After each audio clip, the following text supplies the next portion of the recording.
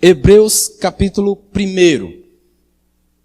Esse texto é um texto que eu gosto muito, porque ele abre uma série de discussões em Hebreus 1, teológicas inclusive, sobre a autoria do livro, quem escreveu o livro de Hebreus.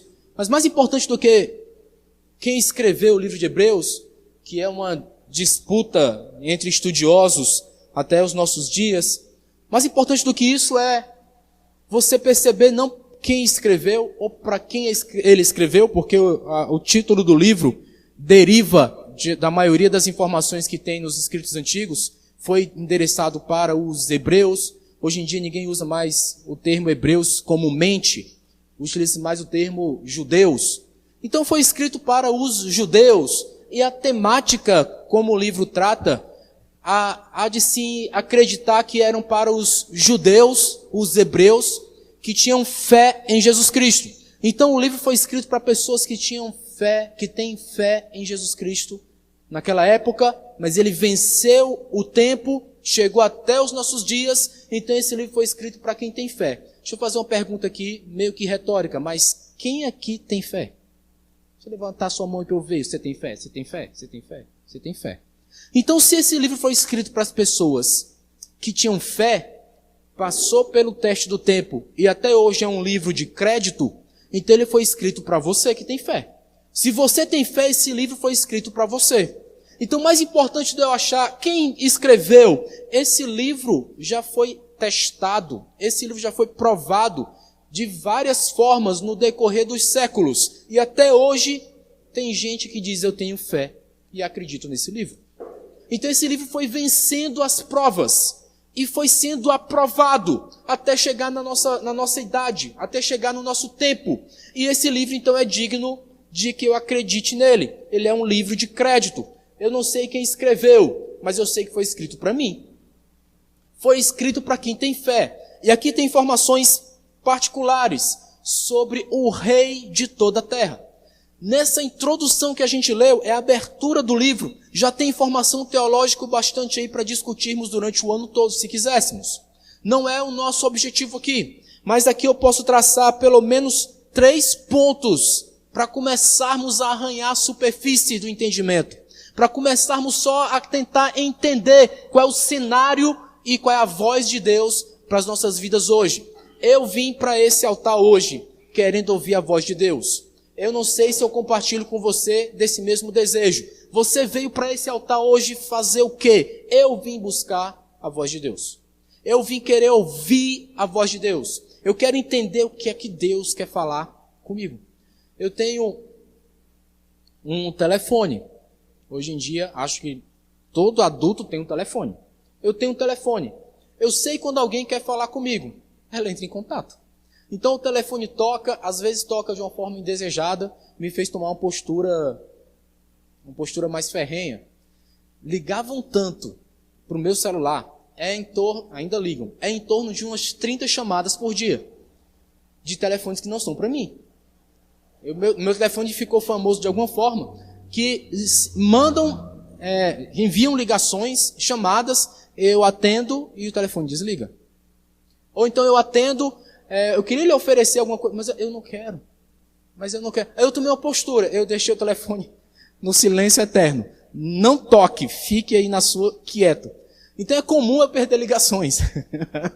É mais fácil você me achar por mensagem. Porque eu vejo, chegou a mensagem, eu vou falar com você. Eu vou ligar para você, não vai ser uma boa ideia, porque tem tanta gente me ligando para tirar minha atenção da minha agenda, que eu deixei o telefone no mute eterno. Tá mutado, não adianta me ligar, eu não vou lhe atender. Você que está vendendo alguma coisa, não adianta, eu não vou atender. Mas mande a mensagem que eu vejo e lhe retorno depois. Então, eu quero falar com o Fábio. Vai ter que tentar a mensagem. Eu quero que Deus fale comigo. Qual é a sua tentativa? Qual é a sua estratégia? Você vai ligar para Deus? Você vai receber uma mensagem? Olha só, hoje, nesse momento agora, o que está acontecendo aqui é uma mensagem está chegando aos nossos corações. Uma mensagem está vindo para nós. Uma mensagem está chegando até a nossa casa. Uma mensagem está chegando até esse lugar. E essa mensagem você pode guardar no seu coração E você pode raciocinar dessa forma, como a gente vai cumprir aqui no andamento da palavra. Essa mensagem foi uma mensagem de Deus para mim. Eu quero muito chegar em casa, pegar meu celular e abrir as mensagens e encontrar. Deus mandou uma mensagem para mim. Deus quer falar comigo. Antônio, pode ser que Deus não tenha me ligado, mas Ele sempre manda uma mensagem. Deus sempre tem uma mensagem para você. O autor de Hebreus começa dizendo isso. Deus nunca deixou o nosso povo sem uma mensagem. Ele diz isso, foi o que a gente leu junto aqui. Hebreus 1, no versículo 1 até o versículo 4. Ele abre dizendo: havendo Deus outrora falado muitas vezes e de muitas maneiras aos pais pelos profetas, nestes últimos dias ainda fala, só que agora pelo Filho. Ele nunca deixa sem mensagem. Eu lembro quando Jesus estava angustiado, falando com os discípulos, olha João capítulo 15, 16, 17, é maravilhoso. Jesus fica prometendo, antes falava pelos profetas, ok. Hoje eu falo, ok, mas não vos deixarei sozinhos. Eu os vou enviar alguém para que nunca falte mensagem. Eu vou vos enviar o Consolador. Será conhecido como o Espírito Santo. Não tenham medo. O que eu haverei de falar? Lembra disso? O que eu haverei de falar? Que o Espírito que eu vou enviar, vai fazer você falar o que tiver que ser falado. Glória a Deus. Eu nem tenho medo quando eu pego a palavra, porque eu sei que o Espírito já foi enviado, está aqui com a gente, e a mensagem vai chegar. A mensagem vai vir para a minha vida, a mensagem vai vir para a sua vida, porque Ele nunca deixou de falar. É o Deus que falou, é o Deus que fala, é o Deus que vai falar sempre. Essa é a conotação dessa palavra. É a conotação desse livro. O livro começa dando crédito a Ele mesmo, dizendo: Deus sempre falou. Quer atestar? Ele diz: veja os profetas, consulte os seus pais, veja se não é assim. Eu quero as minhas filhas me consultando, eu quero as minhas filhas consultando a mãe delas, e dizendo: Deus sempre falou, e a gente poder contar nossas experiências. Sim, minha filha, Deus sempre falou conosco. Acompanhe nossa trajetória, você está vivendo com a gente, vê aqui em casa, Deus sempre fala. Para quando tiver na época dos meus netos, já me imagino, quando tiver na época dos meus netos, eles forem perguntar, Maria e Márcio têm o que dizer. Meus pais me garantiram, eu vivi com eles, eu sei, Deus sempre falou. Meu filho, que serão os meus netos, Deus vai falar com você também. E quando você estiver dormindo, e por um acaso ouvir alguém te chamando, o profeta Samuel fez isso, tem essa experiência, né? E ouvir alguém te chamando, o profeta saiu correndo desesperado. Ele, tá me chamando? Ele: não, meu filho, não estou te chamando. Se você ouvir alguém te chamando de novo, diz: fala, Senhor, o teu servo ouve. É isso que eu quero agora. Fala, Senhor. Fala, porque eu estou ouvindo. É o Deus que fala. O primeiro aprendizado hoje para a gente aqui é que Deus fala. Falou pelos profetas, falou pela palavra. Naquela época do escritor de Hebreus, não se sabe quem é, diz até que pode ser Priscila, uma mulher que escreveu, olha só.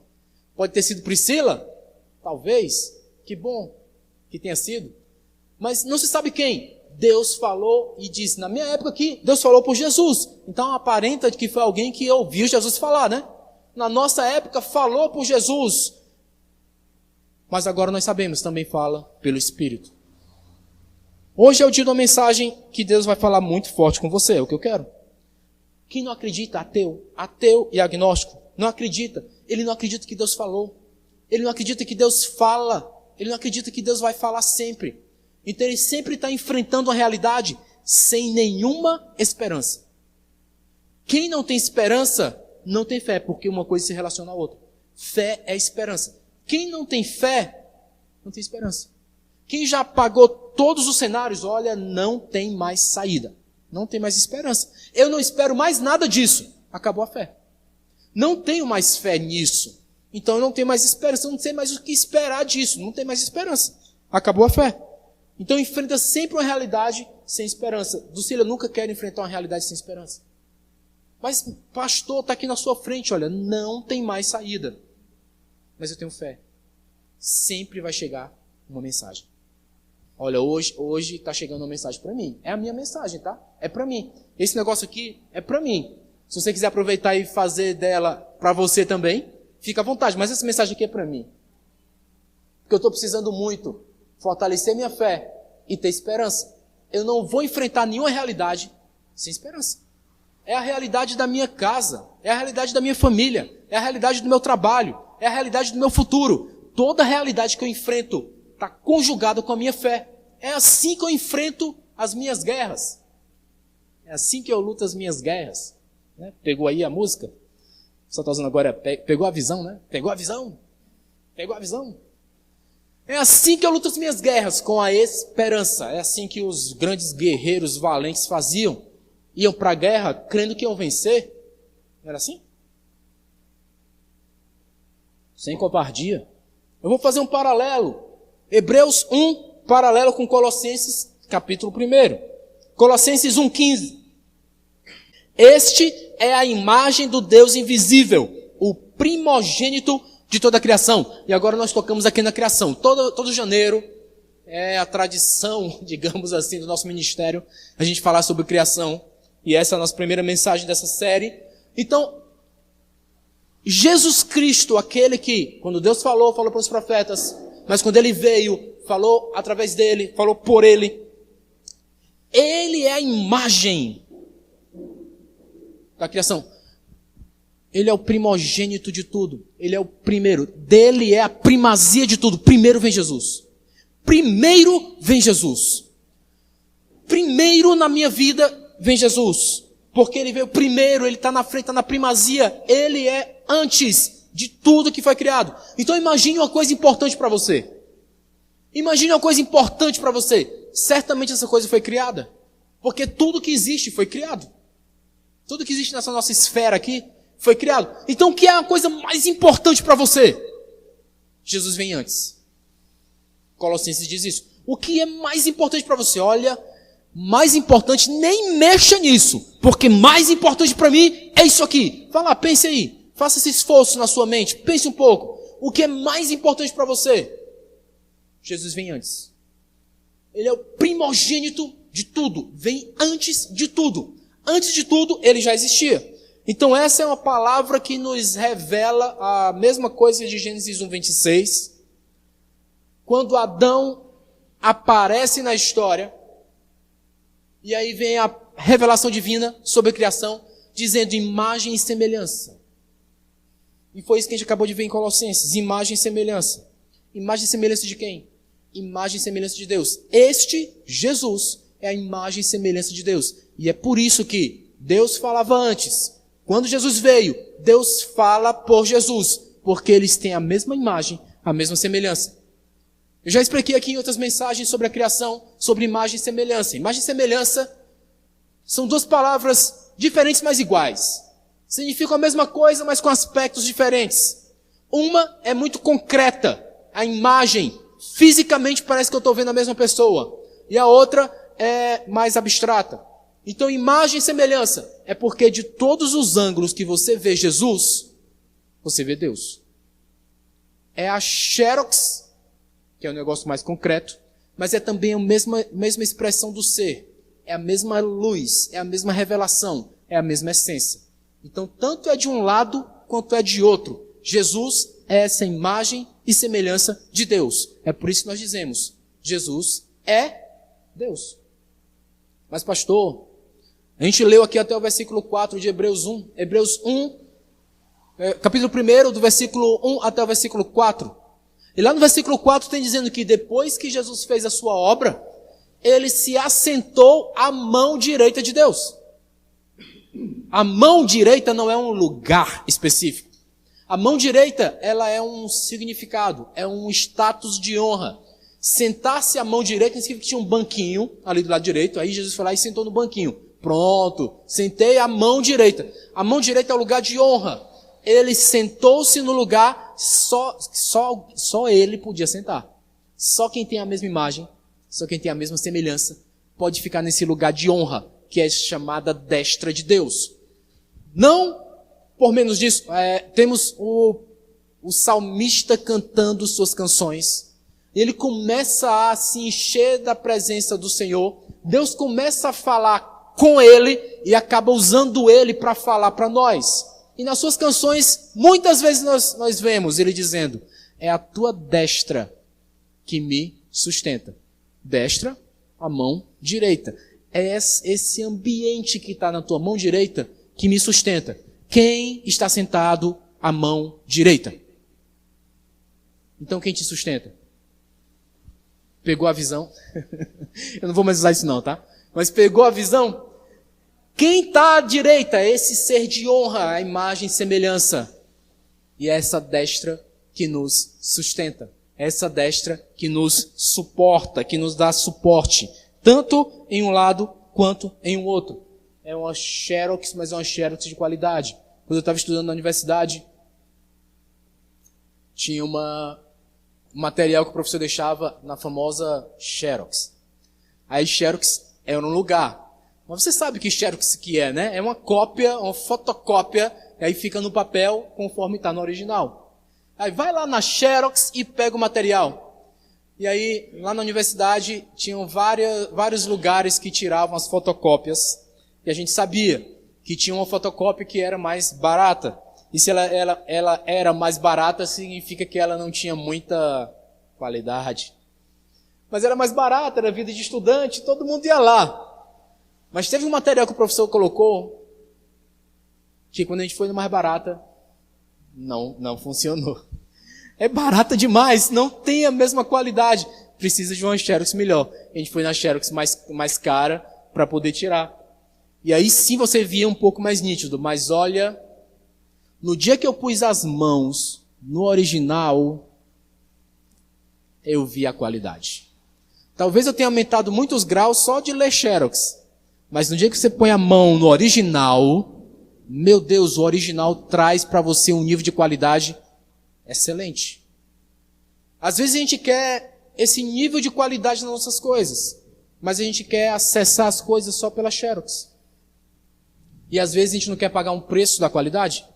Eu quero o caminho mais rápido, o caminho mais barato, e não quero pagar o preço pela qualidade. O preço da qualidade é você comprar o original. É pagar o preço pelo original. É pagar o preço por aquele que é a imagem e semelhança. Qualquer lado que você olhar é o original. Eu tinha uma vida de estudante que você me via cheio de papel, que você olhava, que papel mais vagabundo. Eram os papéis das cópias. Meu Deus, que ridículo.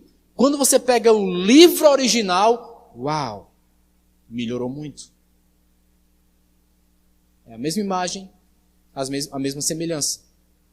Quando você tem esse entendimento, você sabe que o Deus que falou para os profetas, que falou por Jesus e agora fala pelo Espírito Santo, é o mesmo. A mesma imagem, a mesma semelhança. A palavra que valia antes também vale hoje. Não é uma Xerox vagabunda. É a mesma imagem, é a mesma semelhança. Se você crê nisso realmente, se você está crendo nisso realmente, você tem o entendimento de quem é Jesus. Porque o autor de Hebreus ele vai continuando. Nestes últimos dias nos falou pelo Filho, a quem constituiu o herdeiro de todas as coisas, pelo qual também fez o quê, gente? O universo. Ele fez o universo por Jesus. Ele fez o universo por Jesus. Em várias mensagens a gente fala sobre a criação do universo aqui, porque já faz anos que a gente faz essa série de mensagens. Como Deus criou tudo? Gênesis capítulo 1. Ele criou tudo emitindo uma palavra. Mas o autor de Hebreus, que estava escrevendo para os hebreus que tinham fé em Jesus, ele disse, ele criou tudo por Jesus. Ele criou tudo pela palavra e ele criou tudo por Jesus. Ele criou através da palavra, ele criou através de Jesus. Isso traz uma equidade na nossa mente. A palavra é igual a Jesus. Jesus e a palavra, a mesma coisa. Então agora você vê o poder dessas xerox que você tem na mão, né? Porque alguns pegam um papel, eu já vi absurdos acontecerem com o papel da Bíblia. Já vi Bíblia sendo rasgada, já vi cenas deploráveis da Bíblia sendo queimada, eu já vi cenas deploráveis da Bíblia sendo feita em um enroladinho de droga. Eu já vi tantos absurdos sendo feitos com o papel.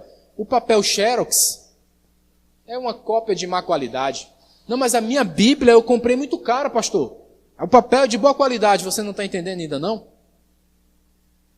A palavra Bíblia, o livro, o papel em si, alguém pode até queimar. Mas a palavra que é igual a Jesus, não dá. Já tentaram. Vamos colocar ele numa cruz. Deixa morrer envergonhado, que aí eu quero ver se essa palavra ainda fica viva. E o que aconteceu 3 dias depois? Você sabe me contar? 3 dias depois, o que aconteceu com essa palavra? Então não adianta só rasgar, não adianta queimar, porque essa xerox aqui, mas a palavra que criou tudo, essa é outra palavra. João já deu essa ideia para a gente. João também no capítulo 1. Ele abre o seu livro, o seu evangelho, o que ele escreveu. No princípio era a palavra, e a palavra estava com Deus, e a palavra era Deus. Quer mais alguma coisa, meu amigo? No primeiro versículo do primeiro capítulo do evangelho que João escreveu, ele já vai dizendo, era a palavra o tempo todo, e a palavra criou tudo, e a palavra era Deus. Então é a mesma coisa. Então Deus é igual a Jesus, nós já provamos aqui. A palavra também é igual a Jesus. Então você agora está fechando uma chave aí, tá? Quando o autor de Hebreus diz que Deus sempre falou pelos profetas, e os profetas escreveram, se tornou essa palavra que nós temos aqui. Deus falou pelos profetas e está registrado. Deus falou por Jesus e está registrado. Palavra é igual a Jesus. E Jesus é igual a Deus. Toda vez que você tem contato com a palavra, você tem contato com Deus. Toda vez que manda-se uma mensagem de Deus para você, você está em contato com Ele. Toda vez que você escuta uma palavra de Deus, você está em contato com Deus.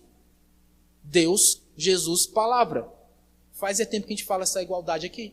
É a mesma coisa. A palavra é Deus. Colossenses 1,16. Estou fazendo paralelo com Colossenses.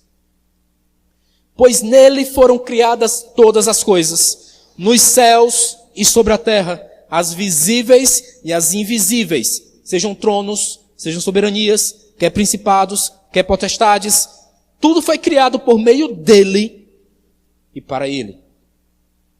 O que eu quero que você entenda é que não é uma palavra qualquer. Jesus não é uma palavra qualquer. É uma palavra de criação das coisas. Jesus é uma palavra de sabedoria. Jesus não é uma palavra de afago na alma, não é uma palavra para acalmar as emoções. Jesus é uma palavra de direção. É uma palavra que faz coisas que não existem passarem a existir, coisas que não são passarem a ser, coisas que se perderam passam a ser achadas, coisas que estavam fora de rota se ajustam. Jesus é a palavra de sabedoria que nós precisamos para a nossa vida. Não é só uma calma, um sossega-leão, um comprimido para passar a dor de cabeça. É mais forte do que isso. Eu sei que as coisas têm as suas funções, eu sei que as coisas têm os seus valores, mas não é um reporte financeiro. Ah, eu estou com problema financeiro, mas aí o meu gerente do banco mandou um reporte para mim, ele mandou aqui os melhores investimentos para que eu possa melhorar financeiramente. Ufa, essa palavra me salvou. Não é isso. Jesus não tem nada a ver com isso. O gerente do banco, ele pode continuar mandando reporte. Você pode continuar ajustando os seus investimentos para que a sua vida financeira fique sadia. Parabéns, é uma boa organização. Você pode ir a fazer uma terapia. Você pode fazer uma terapia, se ajustar nos seus comportamentos. Parabéns, é uma boa saída para você também. Mas quando eu falo da palavra de Deus e da mensagem que é Ele mesmo, eu estou falando de uma coisa que não existe, passa a ser criada. O que não existe passa a existir. O que não existe tem um poder envolvido por causa de uma palavra. Não uma palavra qualquer, mas uma palavra de poder. A mesma palavra que fez tudo isso aqui passar a existir. Olha a importância dessa palavra que eu estou falando hoje. Gente, o nosso canal é cheio de mensagens. Você entra no YouTube, no nosso canal é cheio de mensagens. Essas mensagens você pode olhar de dois ângulos. Um é que, olha só, tem um homem, por sinal muito bonito. Tem um homem falando de coisas da Bíblia, ele usa ali umas técnicas de palestra, olha só, é uma boa palestra. Parabéns, você prega muito bem. Não ligo nem um pouco para isso. Mas você pode olhar por outro ângulo. Você pode olhar, meu Deus, hoje especificamente parece que as coisas se ajustaram e essa palavra era para mim. Esse cara não me conhece, ele não sabe o que eu estou passando, tem coisas que eu falo só para o meu travesseiro. E como é que essa palavra veio parar aqui na minha frente? É porque dessa vez não era só um homem falando uma palestra.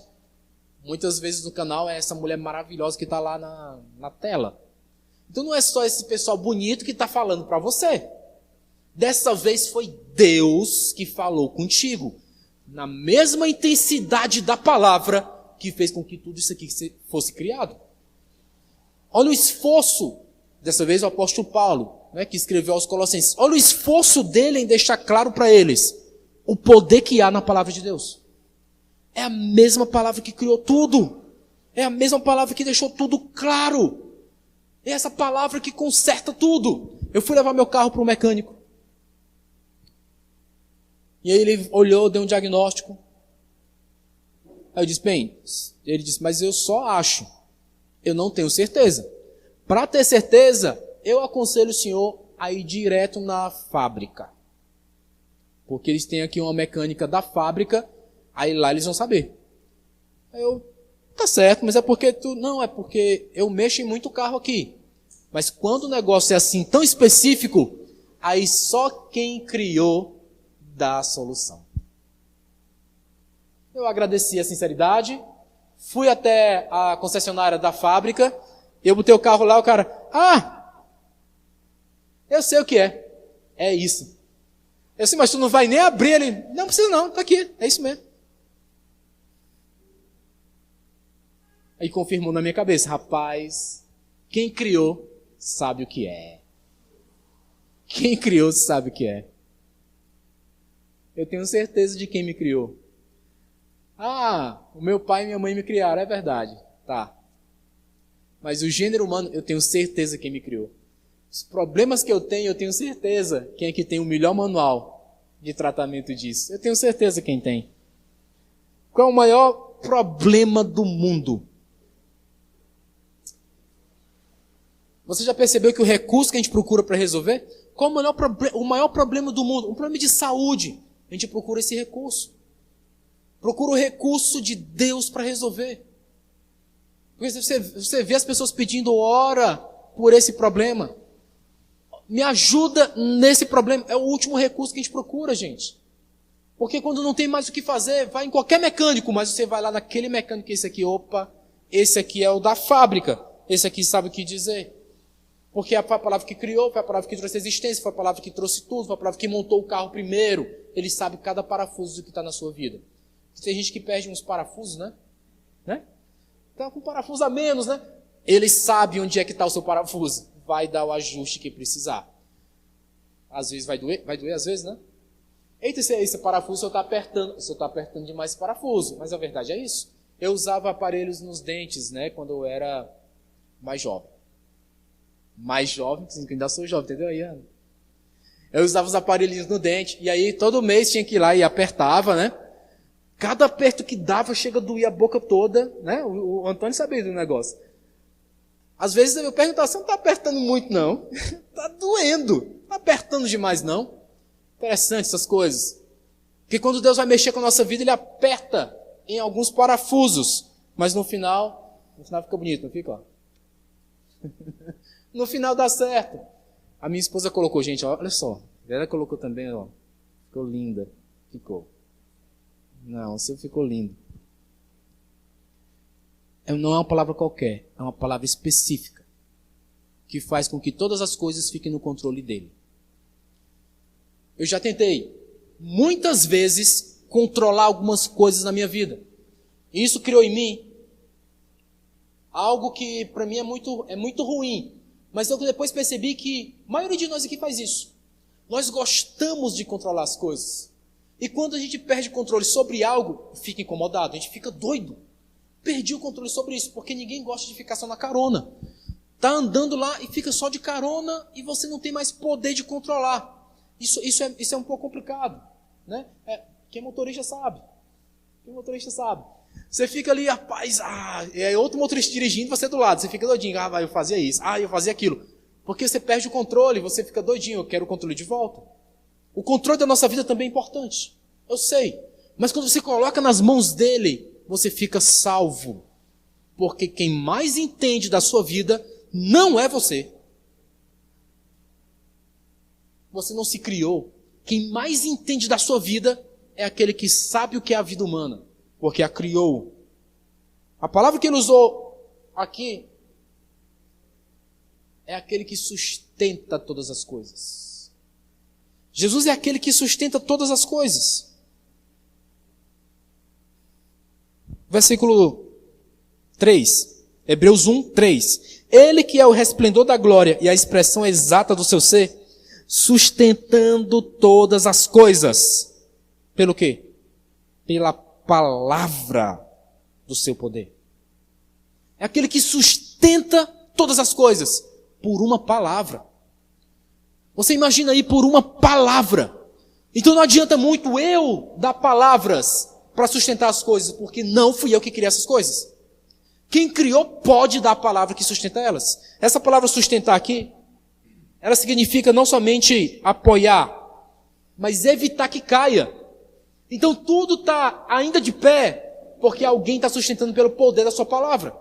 Só sustenta pelo poder da palavra.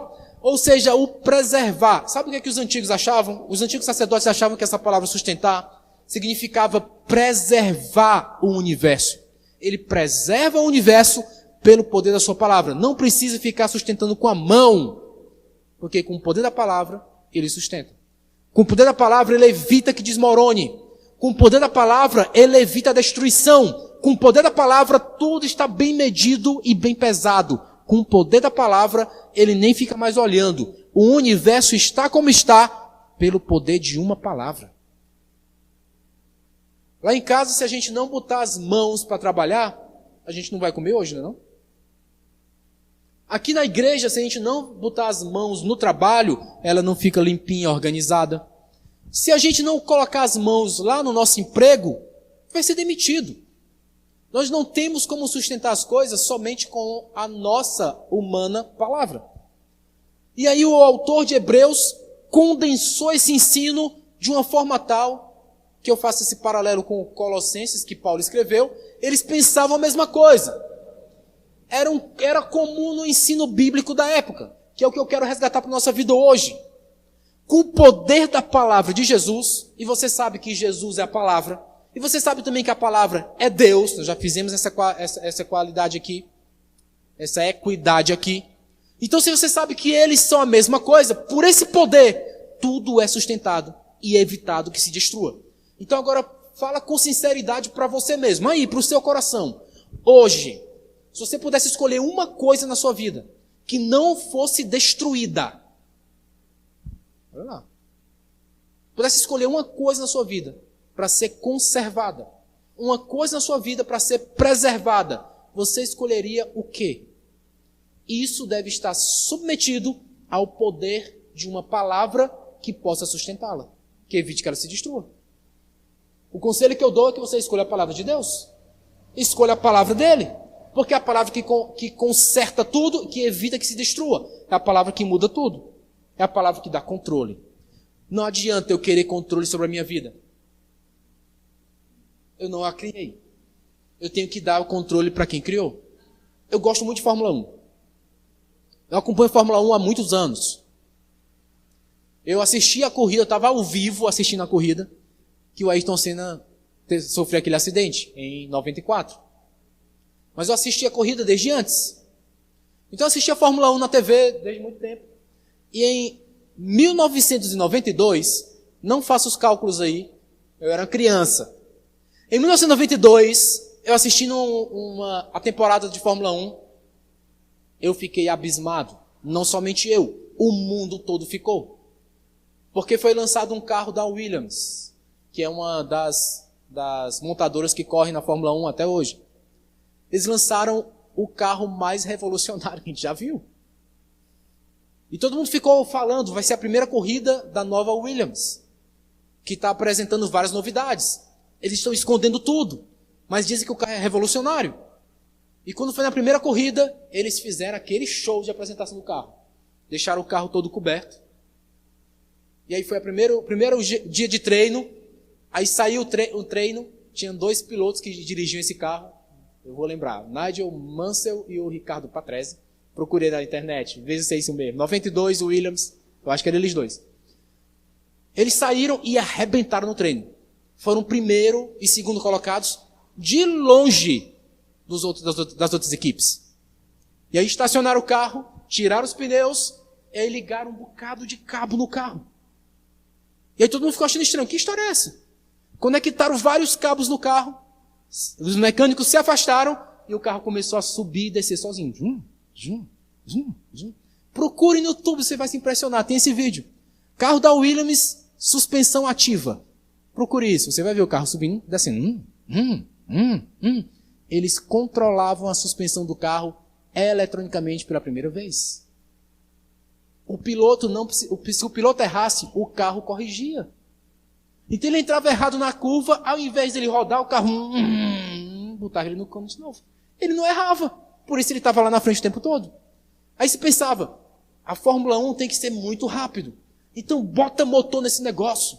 Mas cuidado, o segredo é o freio. Então bota freio potente nesse negócio. Eles foram por outro lado. Vamos controlar. Eles criaram um carro, controlaram, as outras equipes ficaram comendo areia o campeonato inteiro. Aí tiveram que mudar. Olha, não dá para ser assim não. Tem que ir devagar. Tira a suspensão ativa, está proibido para todo mundo, porque ninguém conseguia chegar perto. Tirou a suspensão ativa naquela temporada, na próxima temporada, na temporada seguinte. E aí já não era mais tão dominante. Quem cria, sabe controlar. As outras equipes tentaram criar, não sabiam controle. Mas quem cria, sabe controlar. Eles começaram a controlar tudo, começaram a estar na frente de tudo. Quem criou você tem os controles, sabe colocar você lá na frente. Ainda que você erre, quem está controlando? Quem está controlando? Eu gosto de ter o controle do meu carro? Sim. Mas já pensou a suspensão ativa, meu amigo, na minha vida? Eu erro a tomada da curva. Calma, eu estou no controle. Você vai fazer essa curva bem direitinho. Ah, meus amados, tantos acidentes a gente ia evitar na nossa vida, não é? Por que a gente não dá o controle eletrônico da nossa vida para ele? Porque ele criou. Ele sabe como controlar. Chocante, né? Quando perde o controle, alguém me ajuda a controlar? Não tem. Meu Deus, que desastre. É chocante. Eu quero botar a minha vida no controle de Deus. Porque quem cria sabe controlar. Assistindo as reportagens sobre Olimpíadas, esportes em geral, o controle de doping é um negócio absurdo. O tanto de tecnologia que tem que se investir. Porque quando você faz o exame de doping do atleta, você vai procurar as substâncias que estão lá. Todo dia os caras inventam uma nova. E quem está controlando tem que estar antenado para saber identificar qual é a nova forma de doping que estão colocando. É extremamente difícil controlar o doping. Porque tem coisas novas sendo lançadas todo dia e você não sabe o que é. Aí suspeitos que alguns atletas têm doping de tão alta tecnologia que quando faz o exame não pega. Tem essa suspeita por aí, sabe? Eu não sei, tá? Por favor, YouTube, não cancela, não sei. Não estou afirmando nada. Mas fica difícil controlar quando você não é o criador. Então quem está examinando, não criou a técnica, ele está tentando achar, mas ele não sabe. Mas quem criou sabe até esconder. Tem coisas na nossa vida que a gente não tem como controlar, porque não foi a gente que criou. Então eu tenho uma solução para isso. Colocar o controle nas mãos daquele que criou tudo. Podem tentar controlar qualquer coisa, mas eu me rendo àquele que controla tudo. O universo só está como está porque ele controla. Então, se o universo com esse poderio todo, por causa de uma palavra, é controlado, eu quero isso na minha vida também. A minha vida parece um negócio muito pequenininho, né? Na verdade se eu comparar com o universo. Mas até com a minha vida ele se preocupa. E ele tem uma palavra para mim. No meu caso, foi essa palavra aqui. Essa palavra aqui me deu uma tranquilidade que, a minha suspensão ativa tá no controle certo. Eu não vou errar minhas curvas, não. Está no controle certo. A minha suspensão ativa está no controle certo. Eu não vou controlar, não. Está na mão dele. Porque uma palavra sustenta todo o universo. Imagina o tanto de palavra que a gente escuta aqui. Palavras de Deus, tá? Ele manda a palavra para controlar a nossa vida. A gente não tem como errar.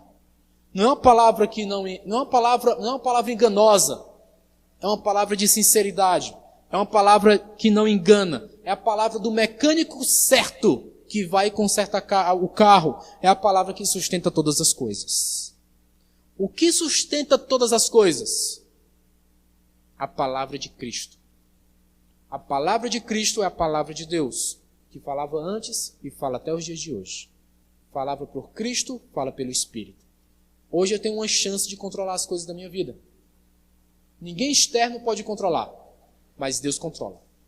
E essa palavra eu quero entregar para o teu coração hoje. Entrega-te à palavra. Você tem lido a palavra? A palavra tem falado com você? Essa palavra controla tudo. Olha, eu acho que eu estou precisando melhorar nessa leitura da palavra, então melhore rápido. Porque essa palavra controla tudo. Essa palavra não deixa nada se perder. Essa palavra controla até o universo. Não vai poder controlar a tua vida? Ela controla. Ela muda. Ela traz novo o que não existia. Ela traz à existência o que você nem tinha imaginado. O que você imagina para a sua vida? Ela vai trazer a existência. Porque essa palavra controla o universo e ela controla a sua vida também. Amém?